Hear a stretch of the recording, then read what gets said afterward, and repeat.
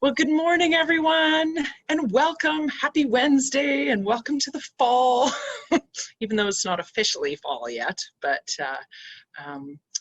so pleased that you're all here to join us this morning. We're going to have a bit of a different sort of conversation. So welcome, and I want to acknowledge the land that I'm on at the moment, and that is I'm in Kamloops, and so I had to ask, okay, what's the traditional territory I'm on? And it's the Secwepemc territory that I'm on this morning. I'm joining you from there. So thank you and welcome. And if you even want to pop into the chat where you are, and I want to introduce, get Sharon and Tina to introduce themselves.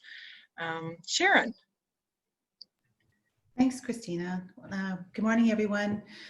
For those of you who don't know me, I'm Sharon Marshall. I am the founder and creator of Diva Training and Staffing Solutions.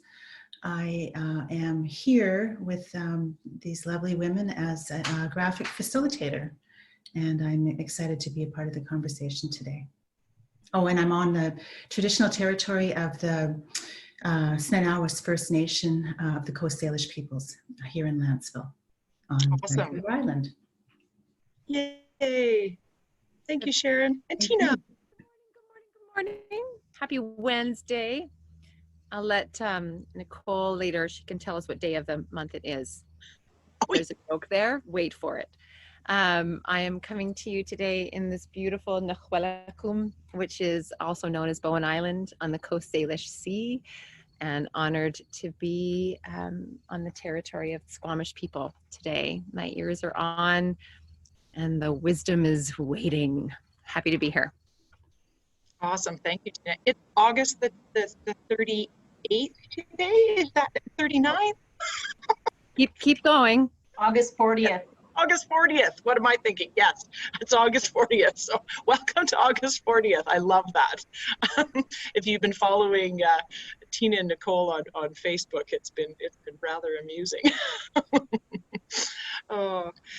So once again, welcome everyone, and we are kicking off our fall season of Gather for Her over the next couple of weeks, and we're going to be taking a look at where we're going to be circling back to where we've been. We've had some very rich and amazing and meaningful conversations with a number of different people, and over the next little while, what we want to do is take a look at, okay, we've had all these, we've collected this wisdom, we've been having these amazing conversations. How do we go a little bit deeper? What does it mean to where are we going to take these conversations? How can we make them more, how do they inform our lives and inform who we are? And one of the gifts that Tina has as a story coach is, how do we go below the waterline, right? How do we go a little bit deeper? So Tina, you want to tell us a little bit about where we're going with where we're going with Gather? Sure. So I think the invitation is to practice being in your full embodiment of being while stuff's going on, and these conversations are about that. And this particular one today, of course, centers around Char's gifting and Char's practice, deep practice of staying in the room, of not only staying in the discomfort, but actually welcoming it and having a relationship with resistance and a relationship with rest post resistance, or even learning how to tap into the space of rest while in resistance, which is really, when the cameras go on and a leader is in the middle of a fire, that's the dance. That is the fire dance. So that's where we're going. Even in season 2 of Gather for Her is a deeper practice of fire dancing through conversation. Yeah. Do you want me to ask a question, Christina? Or do you got that? Sure. I'll invite you to ask a question, Tina. Okay. So I want to invite us all in this moment to think of a time where we've been in the fire. Deeply uncomfortable. But in that discomfort, there's the discomfort of what's happening on the outside, but there's also the discomfort of knowing that there's something inside of you that either wants to be said, is already known to you, but there might be the resistance to own that. And so my question for you is, how do you currently dance in that fire? And do you dance? Maybe the dance is get out of Dodge. Maybe your dance is, I'm going to hold it, but I'm not going to feel it. I'm going to stare you down. Or maybe your dance is, I'm just going to let it come through me. I'm not going to hold any boundaries, but I'm just going to let it come through me. Like, how do you dance in your fire right now?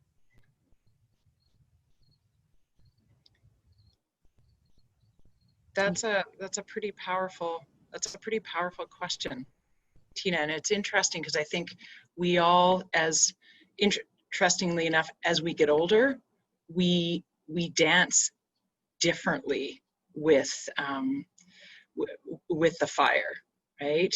And our relationship with the fire really changes. So what a good question, and what a great way to kind of pause and start and ask yourself that. And so this morning we're going to be chatting with our dear friend and braid sister, Charlene, and asking her some questions about how she dances in the fire, and where she lives in that place of how she dances with resistance and between that fear and that faith. And Shar, I know you just had your 51st birthday, and you had an amazing year after your 50th, and you just turned 51. And I know you took a little bit of time to rest and have some creative work. And Tina and I have been able to bear witness to some of the creative flow that's taken place from that.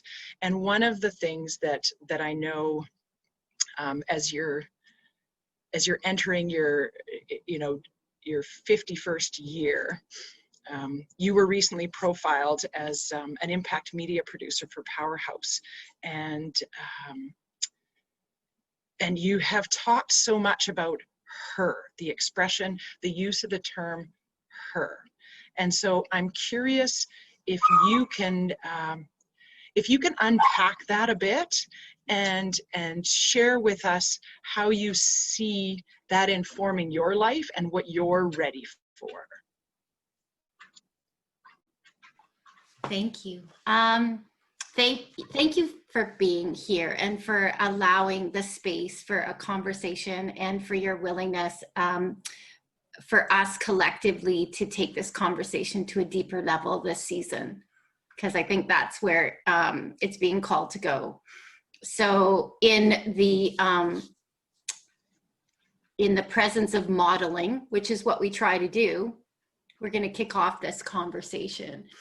So for years, PowHERhouse has been PowHERhouse, and it's always been identified and has identified with, we build strong women who lead. And through my own journey in the last 7 years of officially leading PowHERhouse, and what has happened in the world, my growth, and then mirroring what's going on in the world, I felt, it's, can I be braver Can I be more brave in the presence of my braid, you know, my left winger and my right winger and my team and my support group, of which the Gather community is definitely a part of. Can we come out and be even more honest about what we're really up to in the world? And if I'm even more honest, I would say that the gender conversation, in my opinion, if we're not careful, the gender conversation could be a distraction from what we're really up to in the world. And I'll say that again. As someone who's devoted her entire adult life to building strong women who lead, I have to ask myself if we are identified, if we are only identified first and foremost as an organization that is specifically focused around gender equity and gender equality, is there a possibility that that could be a distraction for an even more powerful mission, which is the current and constant exploration of her human expansion realized, why we're here, to continue digging at it. And that's really my current experience, and that's all I know. That's all I am, is my current experience. I can't worry about the past, and I certainly am not going to worry about the future. So that's what I know right now, and that's what I'm living right now, and that's what we're talking about right now. And so in that has only gone out publicly and has started to be communicated more strongly publicly in the last month perhaps. And what I'm excited about is watching what shows up, because I know my job is to ignite, because alongside with a clear intention and focus, my job is to ignite and then watch what happens. And I'll give you a quick example of that, and then I'm going to fire it back to my co-host. I can only learn from my life and my own experience. I sometimes makes for an interesting life, and I know you can probably relate, but unfortunately I have to dive head deep into life to learn. I don't learn from books. My friends will tell you that. I have to learn through experience. So, in the last year before 2020 hit us, I filmed a video. I worked on my one-woman show with Tina and Nicole, and it was all about this topic, this conversation about feeding the fire, and what life might be, what might be unlocked for us in life if we recognize that fear was actually the key to having us invite a greater amount of faith in our life, to unlock a deeper experience and expression of our potential. What if fear is actually the missing piece? So here am I, ballsy enough to have this conversation. And I remember Nicole saying to me, life mimics art and art mimics life. And we were working on this play, and this is all pre-April. And then it was almost like a premonition, and then 2020 unfolded and unfolded and unfolded. And it was like everything that was inside of me was coming out. And I was like, and that also influenced why we started Gather. Because what you bring into the world through conversation is more powerful than we recognize. It truly is. And I can say that from experience, because I've lived it in the last 12 months. Yeah, that last piece around conversation and brave conversations, I think is really important important because we're watching play out a lot of contagious fear and anxiety, right? And I know that one of the things that we wanted to achieve here is how can a dance with fear in a healthy, productive, meaningful way, how can that dance with fear be contagious in a different way? And how do we take conversations and make conversations about impact and about human expansion realized and make that contagious instead of the highly activated fear that's going on in our world about everything that's going on.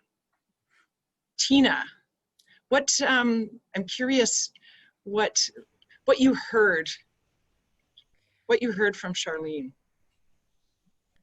A couple of things. So what I heard from Charlene, and then I'm going to add an ingredient that I bring to the table. What I heard is the word unlocked, and our particular conversation is connected to the word fear, and I recognize that everybody in this call is connected to their own thing as well. This is one thing in their life, and so the key word for me is actually just the word unlocked. And in this space, it's then it moved into life mimics art, art mimics life, and those two phrases together is what I heard. And then from my own lens, and I think from my own experience with Gather for Her, it's the constant practice of trusting what's emerging versus trusting what's happening, which is not the same. Trusting what's emerging, and I use that word because then it seems to be a little bit more palatable for some people who may have a traumatic response to the word faith. But emerging and faith is essentially the same place. And standing in the center place, are we willing to unlock ourselves from the container of reaction and open up to emergence and trust that? And from my own space as a story listener, that's art mimics life mimics art. It comes on a pulse. It comes on a pulse. When we can practice not being distracted, the pulse comes, and we all hear differently. Some of us hear in our body, some of us hear in words, some of us hear in pictures, and then we act and we follow. So that's life mimics art mimics life, and the unlock key. Yeah, I don't know where that Sharon, I'm curious where that takes you as an Indigenous woman.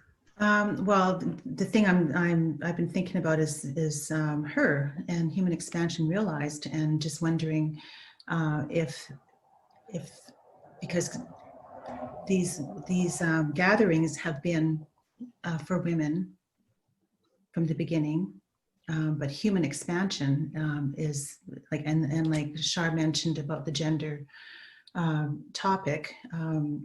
Are we going to be inviting men to this conversation? That's where I went, thinking about that. Just, what would it be like to have men in this conversation? And how would that, and would a man be brave enough to join us? I think that I don't want to dive too deep into the how.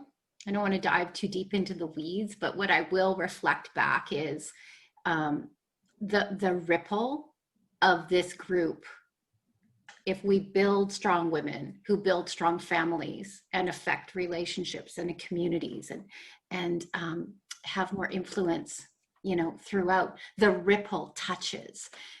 We don't have to do the obvious. They don't absolutely need to be part of this conversation. The ripple is happening. It's the unspoken ripple. And there are projects that we're working on, obviously, with Ben and Willow and the moving past pain toolkits. And I think, you know, we open up our fire circles. We don't limit those fire circle gatherings to they are not women only events. So I think it's actually important. And the reason I took a moment to kind of go there is because it's actually related to the gender conversation. It is. If we get distracted from like, who should be in the room and how does this work? And it's like, no, we do what we do. We build strong women who lead. And we turn that ripple into a wave of expanding what is possible, you know, by building strong families. Something that came up for me watching my husband and my stepdaughter yesterday, you know, it's like we're tackling intergenerational healing on a family unit. That's what we're up to. That's what we're really up to with this project. And if, you know, and it's because of this group and this platform that we're able to do that. So I think the possibilities and the potential are limitless. However, I do think at its core, having a group like this to hold space where you feel completely safe is super, super important. And I think what we're building here is, I think that the chemistry of what we're building here is pretty special. Something that came up for me, and then I'll throw it back, but what came up for me in that last bit of conversation was, as humans, we have to attach a meaning to a word. And I dealt with it for years, over a decade with fitness. I actually started in fitness because I wanted to show women what it could do in their lives. I was frustrated by the use of the vehicle of fitness. We attached a definition because our brain had to go there. We do the same thing with fear. So somewhere along the line, we've attached a definition that fear is a bad emotion and happiness is a good emotion. And that's, as humans, they're all emotions that we're meant to experience in this lifetime. They're all purpose driven. And I think in our needing to and to put it in a container to control it as humans need to, we have limited, just like we have with fitness, we've limited the purpose of fear in our life. Just like we've limited fitness to mean weight loss as women. And boy, that sucks. I'm so glad you brought up the fitness thing, because that's exactly what I was thinking, particularly when it comes to resistance. So I just got back from a fitness class, right? And there you are, you're in a room full of people, and we're holding a squat. And if I was by myself, I wouldn't have held the squat, but I was in a room full of people, and you're just like, you can do this, hold the squat, right? And that's kind of we don't know what we're capable of. And this is about this comes back to the human expansion realized, right? And you and I both love fitness analogies. And I think when you're holding that squat and you're saying, I can do this, and you just stay there, and you're dancing with the fear of both, in some senses, disappointing yourself and kind of disappointing others, and not in a way that's out of balance, but in a way that actually makes you realize, I've got this, I can do this, I have that energy. And it comes back to the word contagion, right? How can I be positively contagious in my world? How can I risk those braver conversations in my world? And it has that ripple effect. So I love that you brought up the fitness thing, particularly as it relates to resistance, as it relates to fear, and as it relates to possibility expansion. You don't know what you're capable of.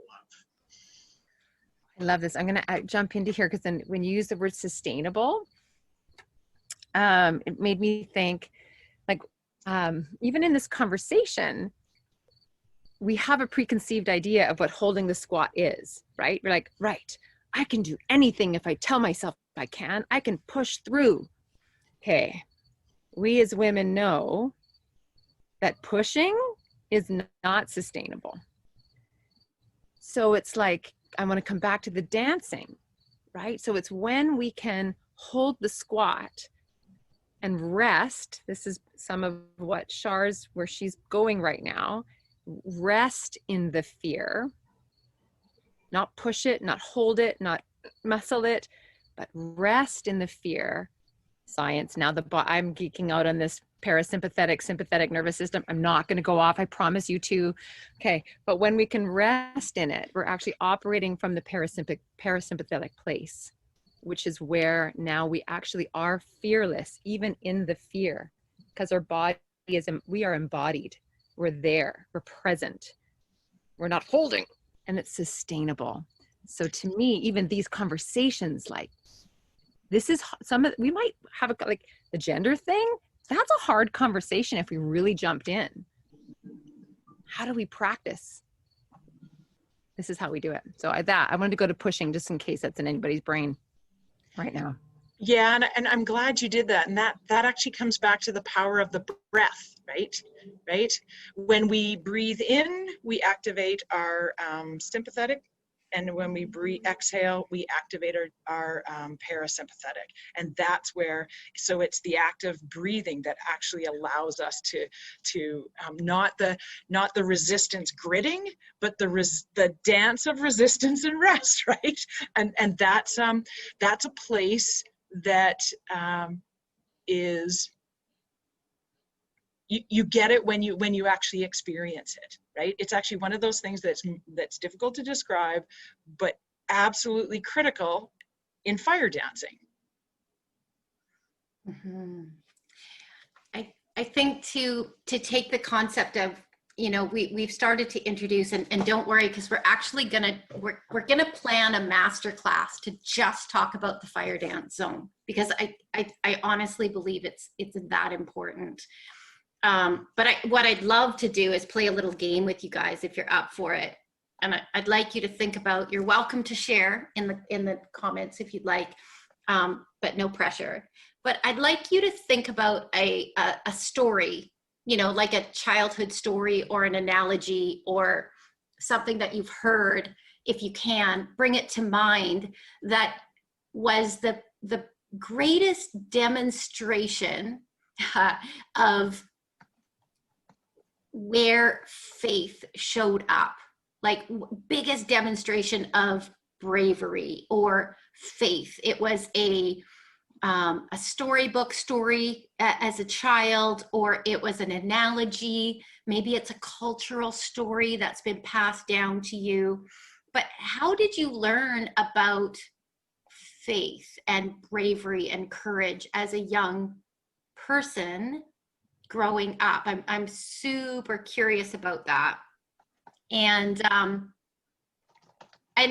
honestly, like, I know it's not related to this, but Patty, my eye caught it. Patty put childbirth.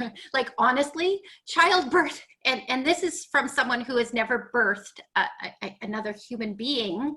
But childbirth, it has to be one of the greatest experiences of faith, of something so hard that you're pushing through and having the faith that it's going to be okay. So one of the stories that I grew up with, growing up in a Christian home, and I always wondered, like, God, why, I don't know if you guys pull the threads through of life as much as I do, but, why was I adopted into such a Christian home? Well, it was these Bible stories. The Bible stories were why I was adopted into a Christian home. Like, just like constantly banging me on the head. But, you know, there's the story of Daniel in a lion's den, right? The young dude that goes against a king or something like that gets chucked into a den full of lions. And as a little kid, I was shown different visuals of Daniel standing, you know, praying, standing in the lion's den. But what I've been thinking about, I thought about a lot last week on my rest week, was wouldn't it have been an incredibly powerful visual that I might have to actually have someone draw, to have Daniel napping, sleeping in the lion's den. You cannot have a visual for a little kid more powerful than, you know, you fall asleep. You have so much faith. You have so much faith. You're not praying. You're not praying to be rescued. You are rescued. You're so safe that you actually fall asleep in a den of lions. And I don't share this story to try to be religious. I share this story about what are the stories that we're growing up with, that we're living with, that so impact our human experience as a child, that you bring them up in your beliefs. But I'm here because her is all about going beyond belief. What if we went beyond belief? I'll kick that to my co-host. Curious if there's any stories that come up for you. I'm going to punt that over to Tina, because I know she is a master storyteller and story curator. So I'm curious. I'm thinking about a number of mythologies, but I'm curious what Tina's thinking. Well, I go to myth. Because myth has more, it's more circular storytelling, and there's less tie it up at the end with because I had faith, this happened, is less equational, which I think is more the state of emergence. And what comes to mind is actually this beautiful piece I read to Sharon actually recently about, I think it's called Sealskin Woman, and it's the fate is actually about a woman who is a seal who ends up falling in love with a man, and he says, stay with me for, she says I can only stay for 7 years, because if she stays longer than that, she will lose who she is. But they have a child together. And so, but she stays with him, and she stays with him longer. She stays with him longer. She disconnects from her being. And eventually she does return to the sea with her child. But he can't live there either. So he stays with her as long as he can, and then she has to give him back to the land from which he comes. And the faith part for me is actually, there's this beautiful scene where, or description of when you look into a woman's eyes and you see the shade, that beautiful gray of the ocean. It's because she has returned to the place from which she comes. And to me, that's faith. That's actually embodied faith we make choices that work, we make choices that don't work, but we all come from somewhere. And when we allow that space to be, everything gets simpler. Oh, wow. Thank you, Tina. Sharon, what about you? Yeah, that story was is pretty amazing. Thanks for bringing that up, Tina. For me, faith. I'm living in faith right now. I have been since the end of December. I've decided to just follow my intuition, and so it's been an amazing, scary journey, but I am doing that, and I just left a job I don't have a job right now, and but I felt I needed to do that, and so I've just moved. I've got rent and I've got a car payment and all that, but I'm living in faith, and so faith is big for me.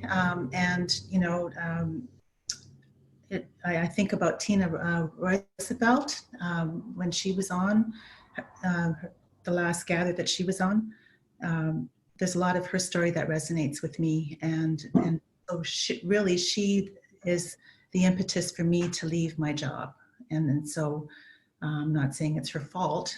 She was the impetus. I don't want her to get that opinion. I'm grateful, but yeah, she's true to herself, and having faith is being true to you. So like Tina O said with the story of the seal woman, being true to you, that's true faith. Yeah, and this actually goes back to what Shar was talking about, was the ripple effect, and how we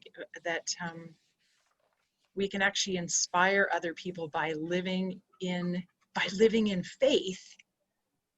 It has a ripple effect in the people around us, right? So telling our stories of faith, and how does that impact others? Mm-hmm. Shar.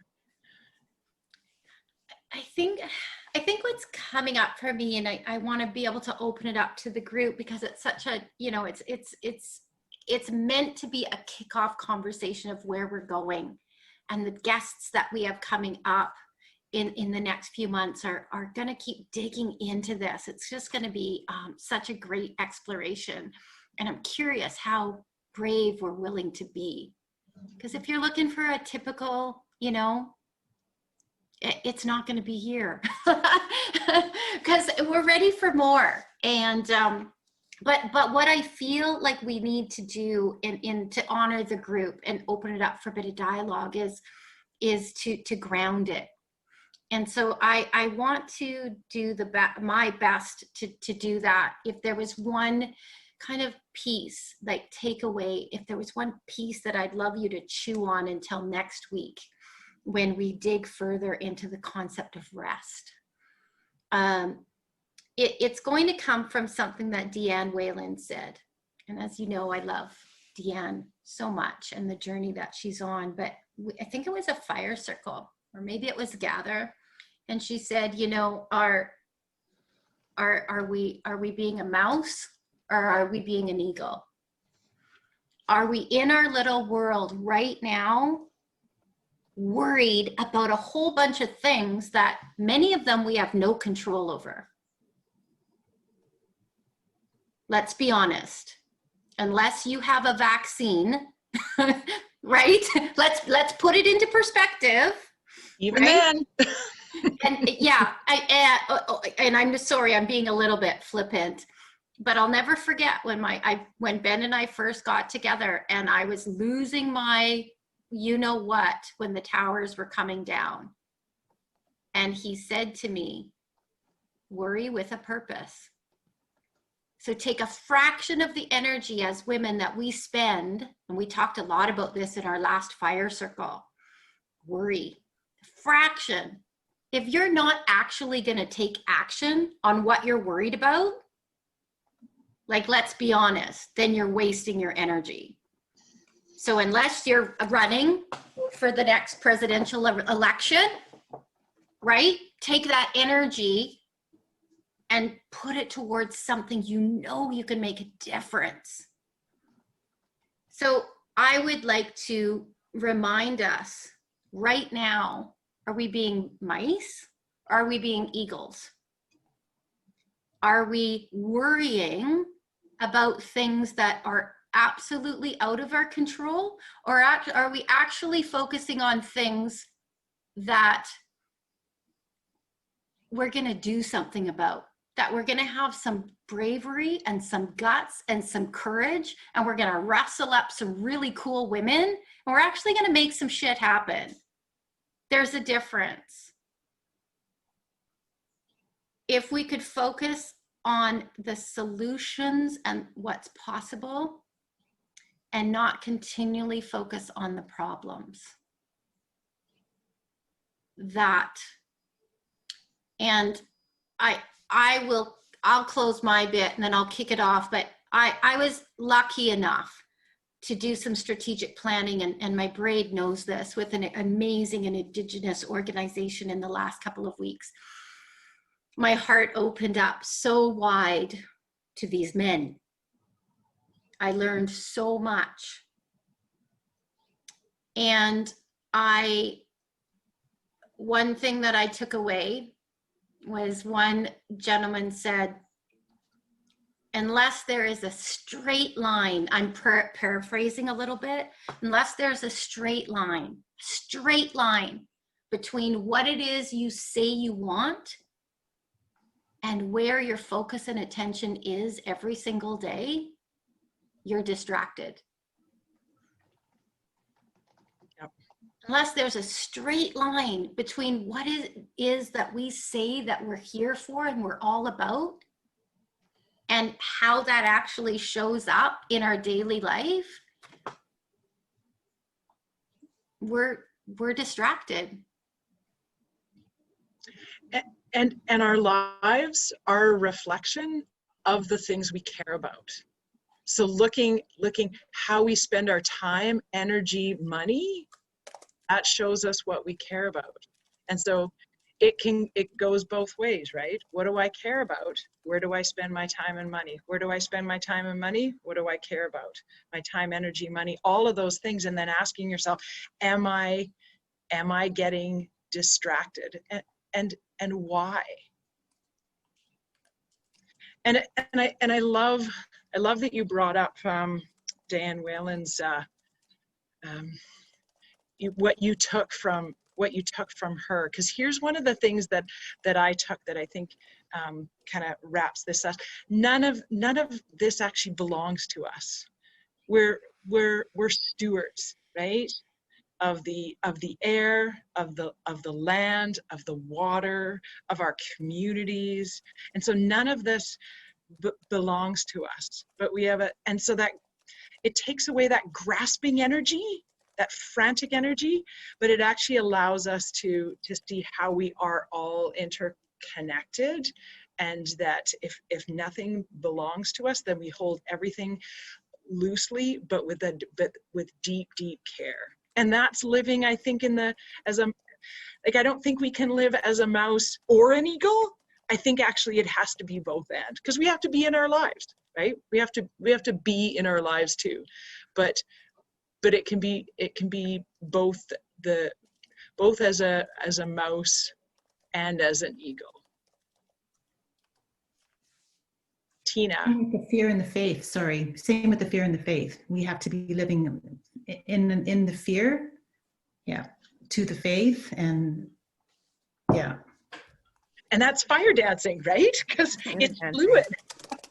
Fluid. So yeah, I want to open us up in the last 15 minutes, and I want to take you back to my original question, which was about placement first, right? Like knowing where at that time, 45 minutes ago, I said, how do you deal with fear? How do you dance? How are you in the fire? What is your dance?